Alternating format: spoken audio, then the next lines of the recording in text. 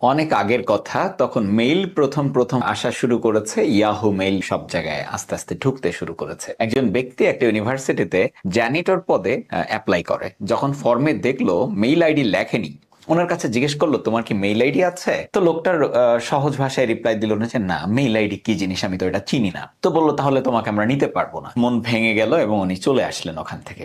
আস্তে আস্তে ওনার খুব ক্ষুধা লাগলো, তো উনি একটা কনফেকশনারিতে ঢুকে হট ডগ এবং বিভিন্ন ফাস্ট ফুড উনি খেলেন। খাওয়ার পর উনি ভাবলেন যে এত তাড়াতাড়ি বাড়িতে গিয়ে বা কি করব, দেখি একটু পাশে একটা মেলা হচ্ছে, ওখানে যাই।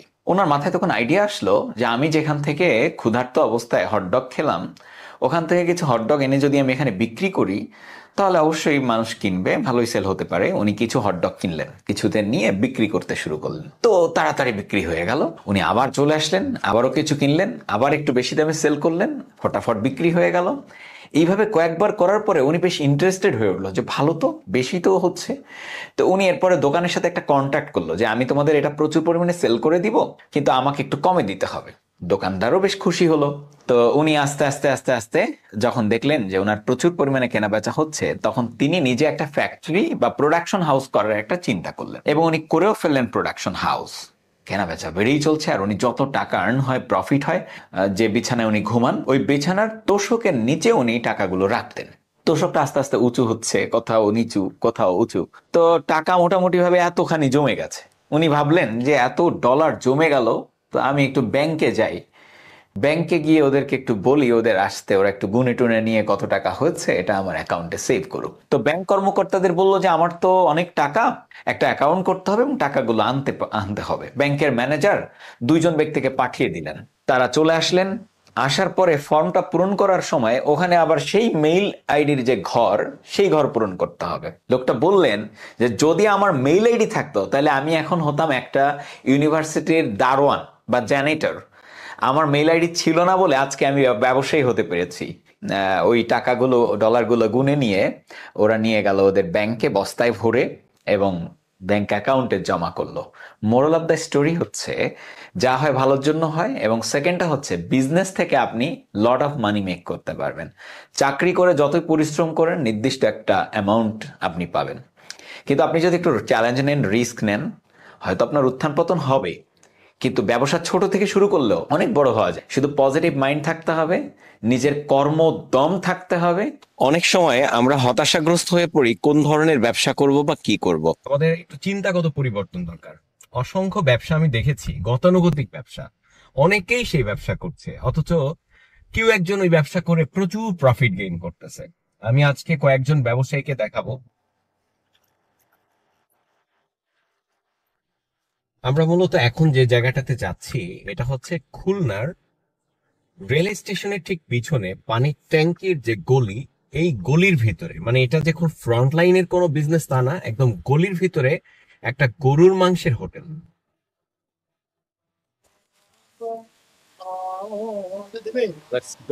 গরুর মাংস সব জায়গায় বিক্রি হয়, বাট এইখানটায় কেন এত ভিড় হয়? মনে হয় আঙ্কেলের নাম জাভেদ। সো আমরা জাভেদ আঙ্কেলের কাছে সরাসরি চলে যাচ্ছি। আঙ্কেল, এটা আপনি কতদিন আগে শুরু করেছিলেন? 16 বছর। এখানেই কি আপনার যাত্রা শুরু, নাকি অন্য কোথাও থেকে প্রথমে? ওই যে দোকান ছিল আমার নিজের, এখন নিজের নাই, এখন ভাড়াটিয়া। আপনি কি প্রথম থেকেই গরুর মাংস দিয়েই প্রথমে আপনার?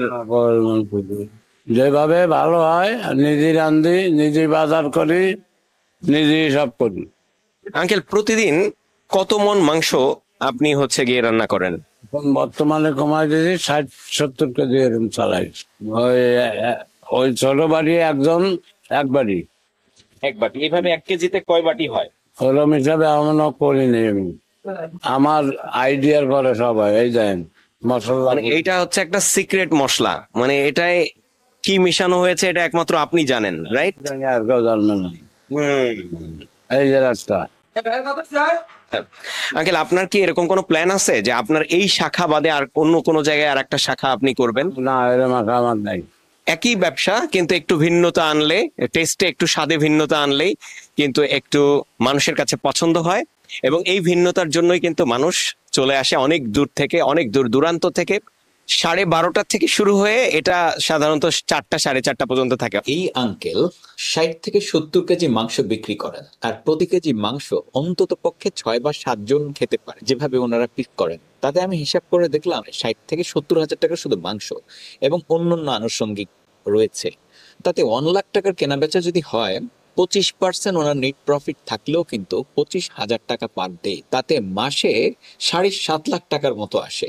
কর্মচারী, স্টাফ স্যালারি যা আছে এগুলো দেওয়ার পরও আঙ্কেলের অন্তত পক্ষে 5 থেকে 6 লাখ টাকা প্রফিট থাকার কথা।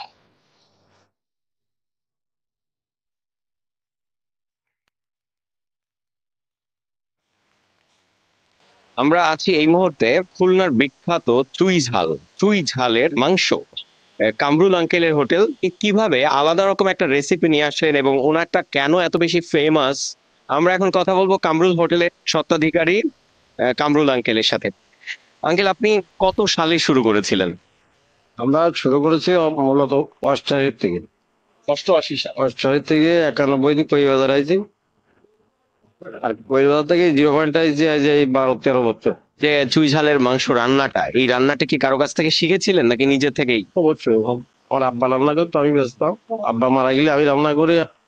এখনো কি আপনি রান্না করেন? বাবুর্চি শিখে নি, বাবুর্চি বানাই নিয়েছি আমি নিজে। একই সিস্টেম, কিন্তু কই এটা আল্লাহর রহমত, এক একজন পর এক এক সময় এক এক রহমত আসে। এখানে কত কেজি মাংস বিক্রি হয়? 70-80 কেজি এরকম। 1 কেজিতে আপনারা কত পিস মাংস বানান? 6.5-7 পিস এরকম। প্রতিদিনে কত টাকার কেনা বেচা হয়? 1 লাখ 1.5 লাখ টাকা এরকম হয়, 1,20,25,000 এরকম। আপনার এই যে অনেক দৌড়াদৌড়ি করে তো সার্ভ করেন, যে এটা কি কষ্ট হয় অনেক? কষ্ট হয় অনেক, না আমাদের কাছে আনন্দদায়ক মনে হয়। আনন্দ লাগে? হ্যাঁ। কেমন লাগে কাজটা করতে? যাক, মাশাআল্লাহ অনেক সুন্দর লাগে। আমি এখানে আছি 2012 থেকে 2023। নেন এগুলো। হ্যাঁ, আনন্দের সাথেই নেই। এই কামরুল আঙ্কেলের ব্যবসার কারণে উনি অন্তত পক্ষে 20টি পরিবারের কর্মসংস্থানের ব্যবস্থা করেছেন। সেই সাথে সাথে ওনার যদি প্রতিদিন 1.5 থেকে 2 লাখ টাকার কেনাবেচা হয় আর 25% প্রফিট থাকে, তাতে ওনারও কিন্তু মাসে একটা 7 থেকে 8 লাখ টাকার প্রফিট জেনারেট উনি করতে পারছেন। আমরা এখন এসেছি খুলনা থেকে 10 থেকে 15 কিলোমিটার দূরে। আমরা শিক্ষুকরা বাজারে চলে এসেছি, রাশেদ ভাইয়ের ঘুগনির দোকান, এবং এখানে হালিমও পাওয়া যায়। ভাইয়া, আপনি কোথা থেকে এসেছেন? আসসালামু আলাইকুম। ভালো আছেন? জি, আলহামদুলিল্লাহ। আমি আপনার চ্যানেল মনে হয় দেখি, আসছি আমি নওপাড়া থেকে। নোয়াপাড়া থেকে কি এটা খাওয়ার জন্য চলে আসা হয়েছে? জি, আমি ফুলতলা থেকে আসছি এটা খাওয়ার জন্য। তুমি ভাইয়া? ফুলতলা থেকে। আমি আপনার ভিডিও প্রচুর দেখি ভাইয়া। ও, থ্যাংক ইউ ভাইয়া। এটা হচ্ছে খাসির হালিম।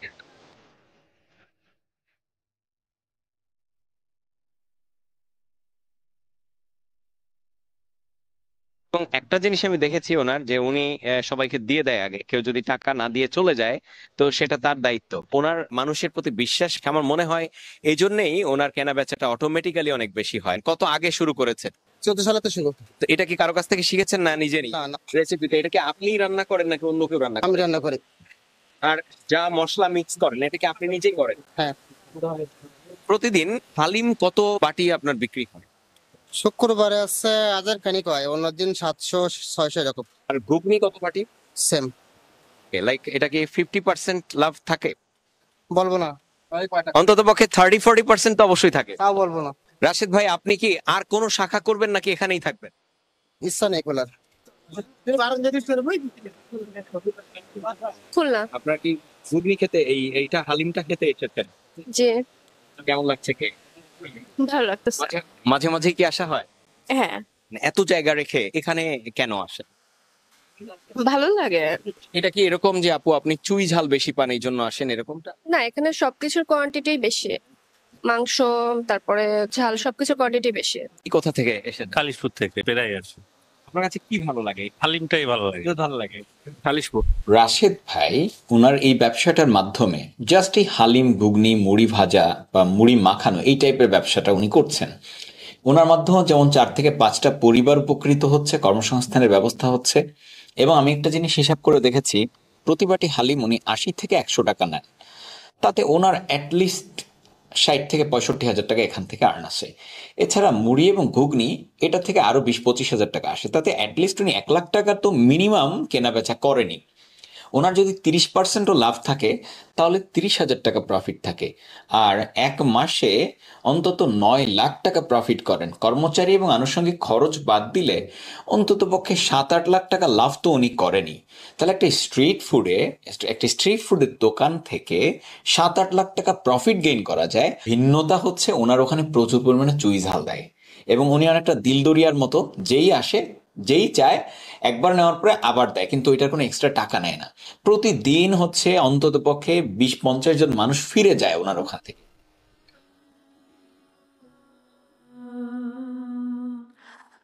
সো আমরা এসেছি হচ্ছে দৌলতপুরের এই জায়গাটার নাম কি? আঞ্জুমান রোড মীনাক্ষী হলের পাশে। এই জায়গাটাতে প্রচন্ড ভিড় লেগে থাকে। 80 টাকা, এটা আছে 80 টাকা। না না না না, 120 টাকা, 150 টাকা। 80, 100 টাকা, 150 টাকাও আছে। জি জি। প্রতিদিন কত টাকার কেনা বেচা হয়? সেটা কি বলাটা জরুরি? 35-40। না, আপনি এটার দাম নেন কিন্তু এটার দাম নেন না। ভালোবাসা ফিরলি সবাই। ওকে, তো প্রতিদিন কত মন আপনার এখানে আনতে হয়, লাইক এই জিনিসগুলা? পার ডে 1 মণ ব্যাং লাগে। 1 মণ? আর ভুড়ি লাগে 45 কেজি 1 মণ। ও মাই গড। আপনি এই জিনিসগুলো কোথা থেকে সোর্স করেন? দৌলতপুর, খালিশপুর, খুলনা, মানে এক জায়গা থেকে তো কালেক্ট করা যায় না, বিভিন্ন জায়গায় আমার যাইতে হয়। আপনার এটা কয়টা থেকে শুরু করেন? বিকাল 4টা থেকে 12টা 1টা। তো এর আগে সকালবেলায়? সকালবেলা এগুলো প্রসেসিং এ ব্যস্ত। তার মানে আপনার এখানে মোটামুটি 12-14 ঘন্টা সময় আপনি দেন। হ্যাঁ, রাইট। প্রফিট পার্সেন্টেজ বলতে আপনার যদি 100 টাকার কেনা বেচা হয় সেক্ষেত্রে আপনি কত টাকা প্রফিট করতে পারেন? 30 টাকা না 40 টাকা? 20 টাকা। তাতে মাসে 5-7 লাখ টাকা তো আপনার। অত নেই, অত না হলেও 2-3 লাখ টাকা তো হয় স্বাভাবিক। এটা কত বছর আগে শুরু করেছে? 15-16 বছর। এটা আমার মা রান্না করে, বাড়ি থেকে রান্না করে জাস্ট এখানে? জাস্ট এখানে নিয়ে আসি। সাথে রুটিও তো মনে হয়। না, রুটি চলে। পার ডে 30 কেজি 1 মণ আটা চলে। আপনার নামটা? গোলাম কিবরিয়া। নিহারি অনেক জায়গায় বিক্রি হলেও কেন এত ভিড়? এর কারণ হচ্ছে একটু ইউনিকনেস, একটু ডিফারেন্ট স্বাদ, একটু ভিন্ন রকম চিন্তা। এসেছি খুলনা পাওয়ার হাউস মোড়ের একটু সাইডেই। পুরীর দোকানটাকে গোলামের পুরি নামে সবাই চেনে। এক একজন মানুষ এসে 20টি, 30টি, 40টিও খেয়ে ফেলে। পুরীর ভিতরে যে মশলাটা দেওয়া হয় সেই মশলাটা অলরেডি পুরীর ভিতরে ঢোকানো হচ্ছে।